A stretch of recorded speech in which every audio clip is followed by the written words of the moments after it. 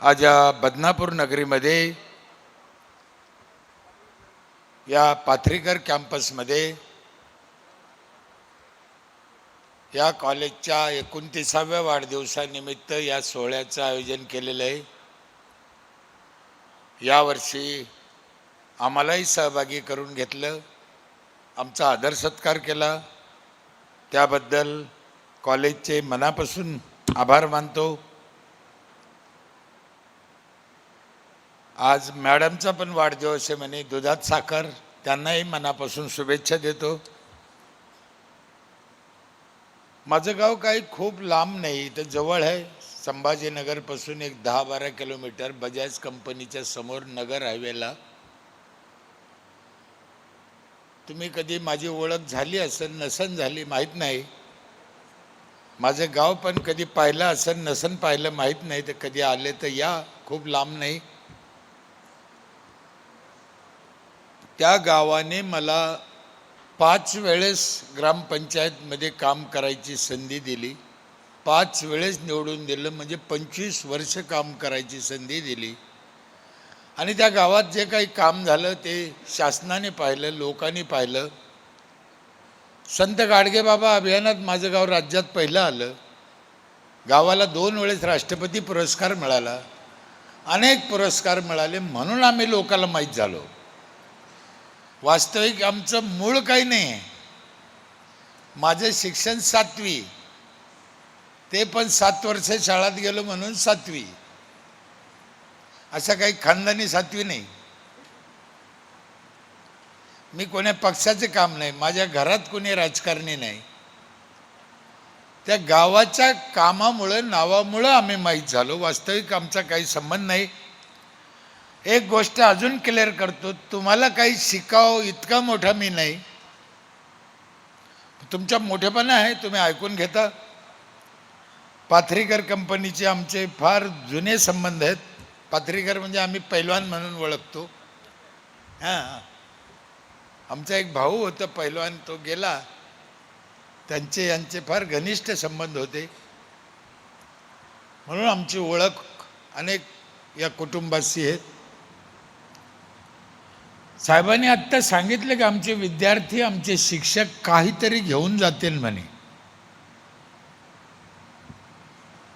चांगली गोष्ट आहे, तुम्ही घेऊन गेले तर। द्यासारखं माझ्याकडे काय आहे का नाही मला माहीत नाही, पण माझं मी सांगतो। अब्दुल कलाम साहेबांनी आम्हाला एक वाक्य दिलं होतं, तुमचं चांगलं झालं, तुम्ही इतर गावात जा, लोकांचे पाय पडा। आयुष्यभर मी करतो। तुकडोजी महाराजाचं एक वाक्य आहे, कशाला फिरतो व्यर्थ, तुझं गावच नाही का तीर्थ। ते समजून मी काम केलं। म्हणजे तुम्ही खूप काही घेऊन जायची गरज नाही आहे, एखादा बी काही नेलं तर तुम्हाला आयुष्यभर पुरण, अशी माझी 100% खात्री आहे। आणि मी जे काय बोलतो ते माझं काही त्याच्यात हे नाही, आपल्या पूर्वजांनी, संतांनी, महापुरुषांनी दिलेलंच आहे, तेच काम आम्ही केलं, तीच ड्युटी आम्ही केली, वेगळे काही नाही केलं। पण कोणा नाही केलं म्हणून वस्त्रात लंगडी गायशानी। साहेबांनी आशा व्यक्त केली, सगळ्यांनी काम केलं असतं तर महाराष्ट्र आज कुठल्या कुठं असता, खरंच आहे। पण साहेब, तुमच्यासारख्याच्या इच्छा ज्या आहेत त्या नक्की पूर्ण होत्या, आणि आज ना उद्या हा महाराष्ट्र सगळ्याला हे काम करावंच लागणार आहे, त्याच्याशिवाय पर्याय नाही, करावंच लागणार आहे ते। या निमित्तानं मी आधी सांगितलं, एक शब्द तुम्ही ध्यानात ठेवा, मी तुम्हाला शिकायसारखं नाही, पण सर लोकाला, प्राध्यापक लोकाला, गुरुजी लोकाला माझी एक विनंती आहे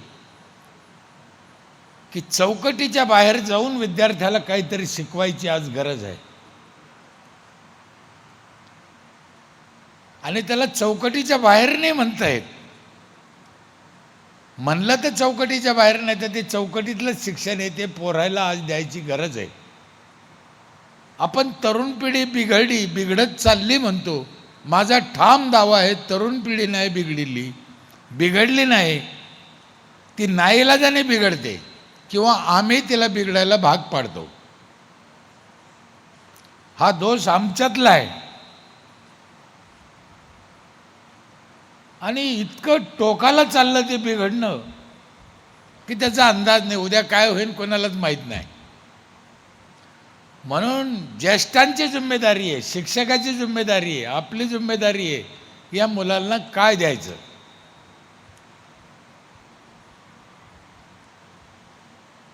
बघा, हा उद्याचा भारत यांच्यातच आहे. आपण यांना काही चांगलं दिलं तर खूप चांगलं होईल, नाही दिलं तर दिवस वाईट आहे आणि ते लांब नाही. आपला तो विषय नाही, पण तुम्ही पाहिलं दिल्लीत काय झालं आणि कशामुळे झालं. हा यांचा दोषच मी मानत नाही, आपला दोष आहे. म्हणून तरुण पिढीवर दोष ढकलून आपण मोकळं न होता यांना चांगला मार्ग, चांगलं शिक्षण, चांगलं वळण द्यायची जिम्मेदारी आपली आहे. नाही तर आपलं काही खरं नाही. आपल्याला वृद्धाश्रम शिवाय दुसरा पर्याय नाही. 4000 लोकसंख्येचं माझं गाव आहे, 800 कुटुंब आहे. त्या गावात आम्ही काही गोष्टी केल्या. सर बोलले तसं फार अवघड काम आहे सरपंचाचं, फारच अवघड आहे. आणि आपलेच लोक राहते तिथं आणि तेच आपल्याला करून देत नाही. त्यांच्यासाठीच करायचं असतं तरी ते करून देत नाही. ते फक्त का करून देत नाही, तू करतो हे आम्हाला सहन होत नाही. मग तू करतो कोणासाठी याच्याशी घेणं नाही त्यांना. तुझ्या हाताने झालेलं आम्हाला चालत नाही हे त्यांचं ठरलेलं वाक्य असतं. आणि मग करायचं कोण, त्यांना करायचं नाही, आपलं आपण करतो ते करून द्यायचं नाही. ही खेड्यातली वृत्ती.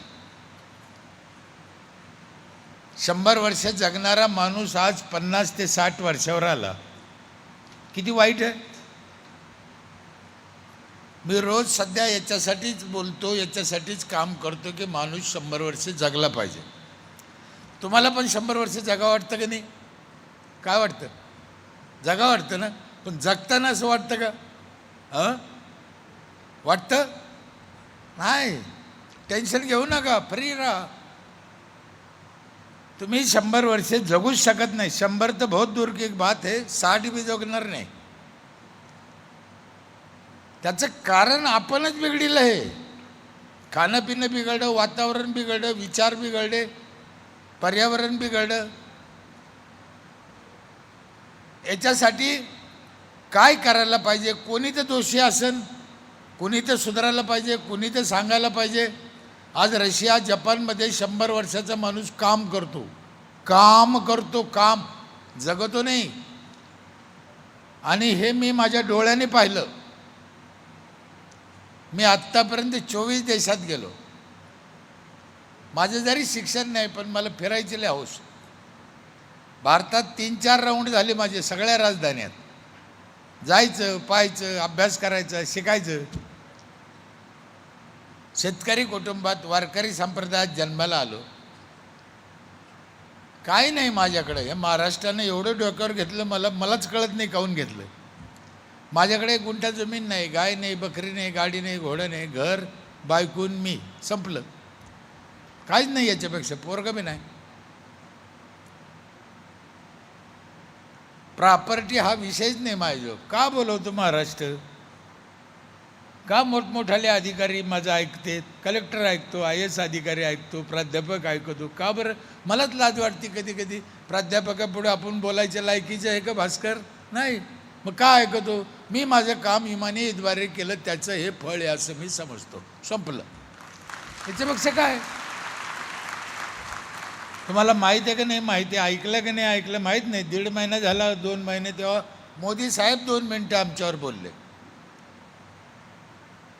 एवढं मोठे माणूस एवढ्या व्यापातून आमच्या गावावर आमच्यावर बोलावं, इतकं मोठं आपण आहे का? आपण एवढे मोठे नाही. पण एक त्याचा अर्थ असा होतो की ही प्रत्येक गावाला, राज्याला, देशाला ह्या गोष्टीची गरज आहे, म्हणून ते मोठं आहे. मग गरज आहे तर करा, आम्ही कुठं अडवलं?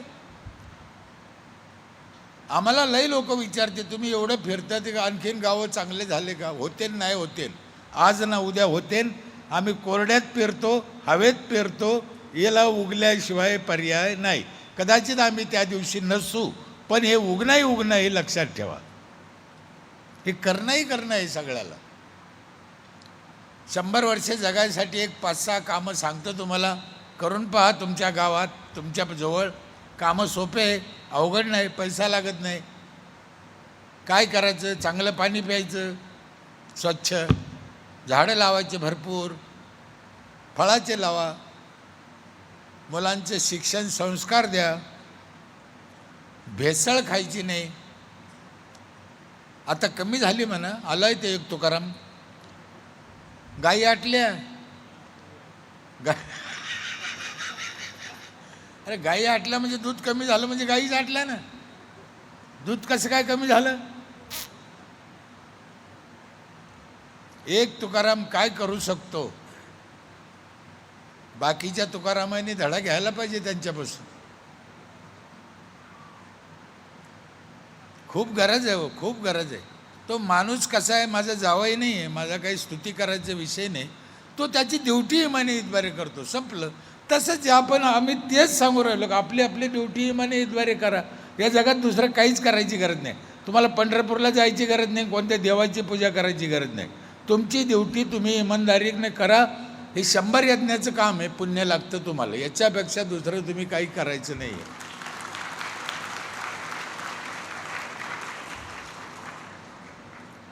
आणि आम्ही आमचीच ड्युटी इमानदारी करीत नाही, लोकाला ज्ञान शिकितो.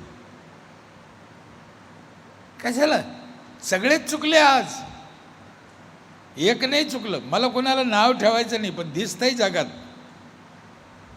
राज्यकर्ते चुकले, सामाजिक कार्यकर्ते चुकले, धार्मिक बुवा बाबा चुकले, मग पोरं चुकते नाही तर राहते का?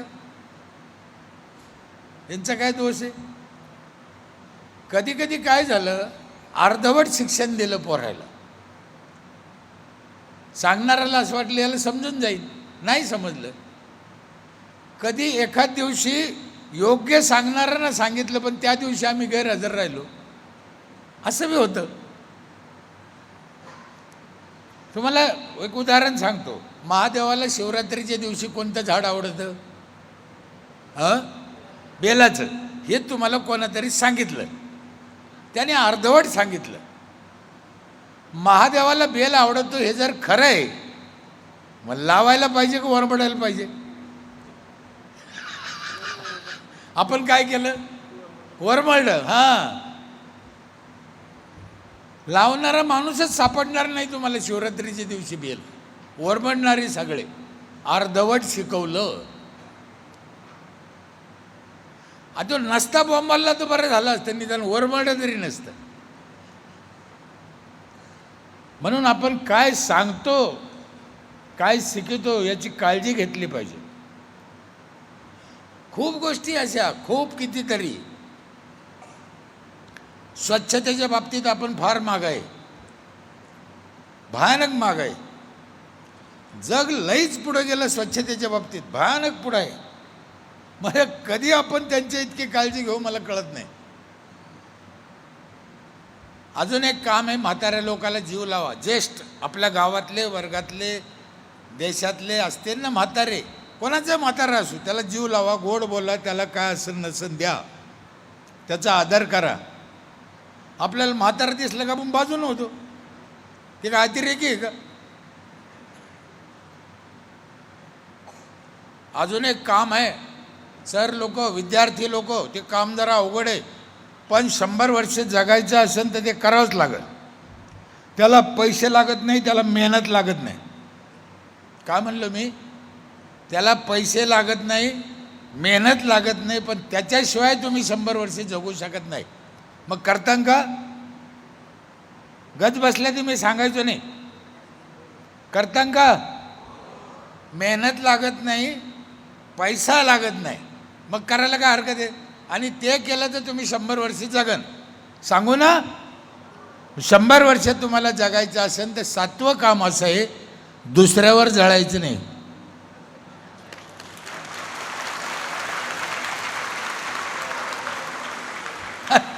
अरे काहून जळतो आम्ही दुसऱ्यावर? मला काय कळलंच नाही कशाला काय. कोणाचा नवरा चांगला आहे, कोणाची बायको चांगली आहे, कोणी पैशावाला आहे, कोणी गरीब आहे, कोणी शिपाई आहे, कोणी मास्तर आहे, असू द्या ना. तुम्हाला काय घेणं या गोष्टीशी? आपलं आपलं बघा. परमेश्वरांनी तुम्हाला जेवढं दिलं त्याच्यात समाधानी राहा. तुम्ही कमवा. कोणा मना केली? दुसऱ्यावर का जळता? दुसऱ्यावर जळायची सवय बंद करा. सगळे धीरूभाई अंबानी होणार नाही, सगळे मोदी होणार नाही, सगळे देवेंद्र फडणवीस होणार नाही, सगळे भास्कर पेरे होणार नाही, सगळे दत्ताभाऊ बी होणार नाही. ज्याच्या त्याच्या नशिबाचा जो तो भाग आहे, ज्याचं त्याचं कर्तव्य ज्याचं त्याचं आहे. आम्ही कुठं कमी आहे? नाही. आम्ही एकदा जन्माला आलो, एकदा जायचं आहे, सगळ्याला जायचं आहे त्याच्यात समाधान माना, निघा. आम्हाला आमचं सोडून दुसऱ्यात जास्त इंटरेस्ट, म्हणून आपल्याला प्रॉब्लेम आहे. पाणी कशानं खराब झालं? रासायनिक खतं शेतातले पाण्यात जाऊन मिसळले, औषधं मिसळले. यवतमाळ नांदेड भागामध्ये एवढं एंडोसल्फान मारलं, ही सत्य घटना आहे. शेतकऱ्यांनी एवढं एंडोसल्फान मारलं कापसावर, ते जमिनीतून विहिरीत उतरलं. कोणी बोलत नाही. जमिनीतून विहिरीत उतरलं एंडोसल्फान. त्या शेतकऱ्याला कळलं नाही किती मारायचं ते. दुकानदार म्हणला जाय घेऊन. जन्मतः पोरं वाकडे जन्मून राहिले तिथं. हात वाकडे, दात वाकडे. कसं व्हायचं? कोणाला काही घेणं नाही. आपलं सगळं गटाराचं पाणी नदीत सोडलं, आपण संडासचं पाणी पाण्यात सोडलं. तुम्ही आम्ही पाणी खराब केलं ना, आता आणीच बसलोय. 10 रुपयाला एवढी एवढी बाटली. चुका कोणा केलं? आपण. मेलेल्या माणसाची राख पाण्यात टाकली. ते प्यायला चालते का? ती प्यायला चालत नाही, मग पाण्यात कशी टाकते? माझी आई वारली 7 वर्ष झाले, मी नाही टाकलं. सगळ्या बहीण भावाला सांगितलं गावाला, बिलकुल नाही. 5 खड्डे केले, 5 खड्ड्यात थोडी थोडी टाकली, त्याच्यात 5 झाडं लावले. आईची आठवण राहिली, 5 झाडं शिलकले, पर्यावरणाचं काम झालं. नेऊन टाकायचे 500 वाटले. मी ऐकतच नाही कोणाचं. जी चांगली गोष्ट आहे ती करायची. कोणी हिटलर म्हणा, कोणी हुकुमशहा म्हणा. मी गावात घरी कुठं ऐकत नाही. कदाचित न ऐकल्यानं माझं नुकसान झालं असेल, पण मी नाही ऐकत. जे चांगलं आहे ते करूनच टाकायचं. पाण्यात कशी टाकतात ती राख? चिमूटभर राख घेतली आणि एखाद्या मावशीला प्यायला दिली, गिलासभर पाण्यात. पी बाई, तो आहे नवऱ्याचं आहे, पेन का? पेन नाही प्यायचं. मग दुसऱ्याच्या पाण्यात पोतभर कशी काय टाकते हरामखोर? साधी गोष्ट आहे. पाणी खराब झालं आणि सगळ्या महाराष्ट्राचं झालं, एकाचं नाही. जी चंद्रभागेचं पाणी आम्ही तळहातावर घेऊन तीर्थ म्हणून पित होतो, त्या चंद्रभागेत आम्हाला पायबुडा वाटत नाही. आता इंद्रायणीमध्ये पायबुडा वाटत नाही. हे पाप आपलं आहे. कायच्या धर्मन कायचे पंथ शिकू राहिले. हे कोण साफ करीन? हे घाण कोणा केलं? ना धर्म कळला नाही, ना संस्कृती कळले नाही. पोट भरायचे धंदे यांचे, दुसरं काहीच नाही. पण आपण हुशार व्हायला पाहिजे. तरुण पिढीला हे शिकवायला पाहिजे. काय चालू आहे सध्या महाराष्ट्रात? एक मंदिर असं नाही की तिथे चोऱ्या होत नाही. हे मी नाही म्हणत. रोज पेपरला आहे, टी व्हीवर आहे. बरं, टी व्हीवर तेच सांगा ते हलकट. सगळ्या मंदिरात चोऱ्या होत असेल तर आम्ही कोणत्या देवावर भरोसा ठेवायचा? पोरावो, अंतकरणापासून सांगतो, तुमचा एकच देव आहे, तो म्हणजे अभ्यास. याच्याशिवाय दुसरा देव नाही. त्याच्यावरच लक्ष केंद्रित करा. जगात तुमच्यासाठी दुसरा देव नाही आहे. जगात कोणताही देव तुम्हाला वाचवायचा नाही. अभ्यास, मनापासून अभ्यास करा. आमच्या तुकाराम महाराजांनी सांगितलं गाथ्यात, असाध्य ते साध्य करिता सायस. काहीही साध्य आहे. तुम्ही काही बी बनवू शकता. मेहनत घ्या. काय माझ्याजवळ? माझी लायकी पहा, काहीच नाही, शून्य आहे. काही पण होऊ शकतं, काही पण होऊ शकतं. मेहनत करायची आणि प्रामाणिकपणे करायची, कपटपणानं मेहनत करायची नाही. नाही तर मेहनत दाऊदनं बी केली. आपल्याला ती नाही करायची. झाडं भरपूर लावा, फळाचे लावा. झाडाशिवाय माणूस जगूच शकत नाही. 2 मिनटं ऑक्सिजन नाही मिळाला तर खेळ खलास. हे कोरोना आलं तर कोरोनात तेच होतं. ज्या ज्या ठिकाणी ऑक्सिजनचे टकलं पडले तिथला माणूस गेला. कोरोना आजार नव्हता साहेब, मी एकटाच सांगतो महाराष्ट्रात. कोरोना आजार नव्हता, साथ नव्हती. ज्या ठिकाणी भवरा तयार झाला, ऑक्सिजन नाही, आणि तिथं जो माणूस आला त्यातल्या त्यात वयस्कर आला, घाबरट आला, तो गेला. सोपं सांगू, ज्याची रेंज गेली तो गेला. आणि तो कोरोना पुन्हा कधी बी येऊ शकतो, आज दुपारून बी. म्हणून तेव्हा एकत्र येऊन देत नव्हते, कारण ती एकत्र ऑक्सिजन मिळालं पाहिजे ना.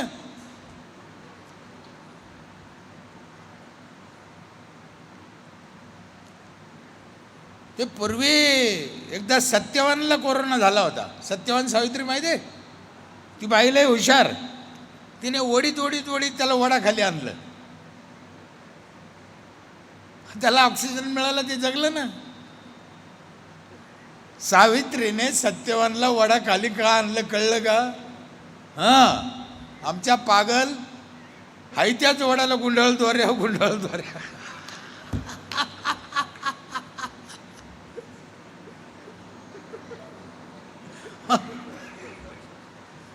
बरं, दोरे गुंडळीच्या दुसऱ्याच्या वडाला.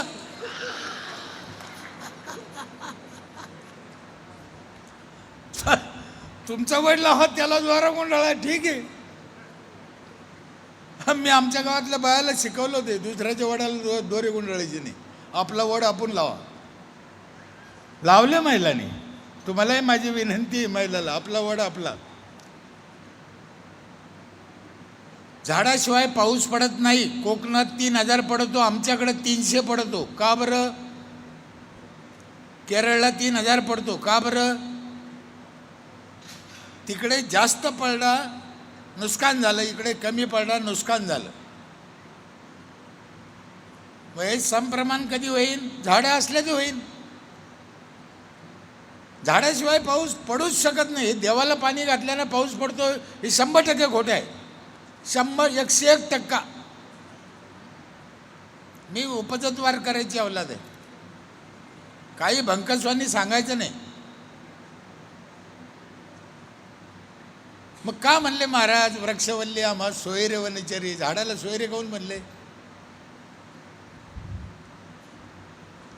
झाडाशिवाय पाऊस नाही. देवाला पाणी घातल्यानं जर पाऊस पडला असता तर पाकिस्तानला कधीच पडला नसता. तिथे देवाला पाणी घालते का? देवाला पाणी घालणं ही तुमची श्रद्धा वेगळा भाग आहे. देवाची पूजा करणं हा भाग तुमचा वेगळा आहे. तुम्ही बिंदास करा, मला त्याचा राग नाही. पण त्याने असं होईल हे खोटं आहे. विज्ञान कशाला लावलं मग? ज्ञान आपल्याला कळत नाही म्हणून विज्ञानाचा सहारा घ्यायचा. ज्ञान हे विज्ञानाचं बाप आहे, ही गोष्ट खरी आहे, पण आपल्याला कळतं का? नाही कळत, म्हणून विज्ञान. विज्ञानाचा सहारा घ्या. विज्ञान काय सांगतं बघा. झाडे लावा. किती ऑक्सिजन लागतो माणसाला? 28 किलो एका माणसाला. एक झाड देतं 7 किलो. बघा, एक झाड 7 किलो देत आहे सरासरी. माणसाला लागतो 28 किलो, म्हणजे एका माणसाला जगायला 4 झाडं. 2000 लोकसंख्येचं गाव असेल तर 8000 झाडं गावात पाहिजे, शेतातले नाही. शेतातले झाडं शेतातल्या जीवासाठी आहे. याच्याहून तुम्ही तुमच्या गावच्या झाडाचा अंदाज काढा. म्हणून झाडं लावा, गावात स्वच्छता ठेवा, मुलांना शिकवा. स्वच्छतेच्या बाबतीत मी खरं सांगतो, आपण लईच माग आहे. तुम्ही बघा, आम्हाला शास्त्रानं सांगितलं ओल्या हाताने जेवा. हे बघा नीट आहे का, मी ज्ञानाला विज्ञानाचा बाप का म्हणलो?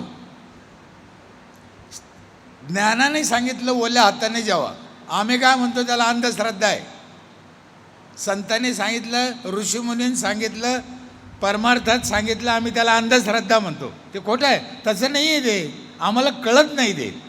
ओल्या हाताने जेव्हा सांगितलं म्हणजे हात धुतल्यावर तुम्ही पुसायचे नाही, ओल्या हाताने जेवायचे. आपण काय करतो सध्या?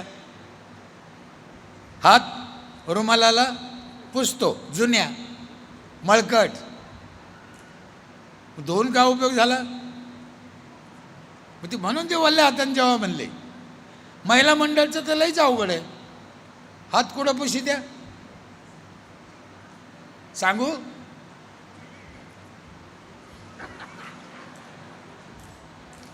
ताट पुसायला बी तेच पदार, नाक पुसायला तेच पदार, हात पुसायला तेच पदार. कसं काय?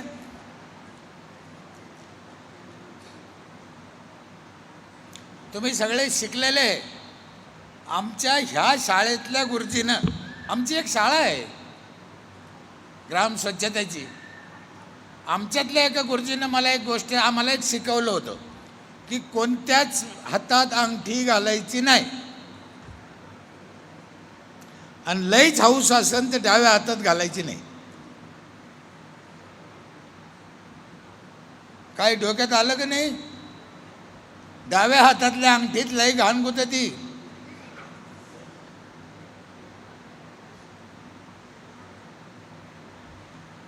ज्याच्या हातात असेल त्यानं काढून पहा.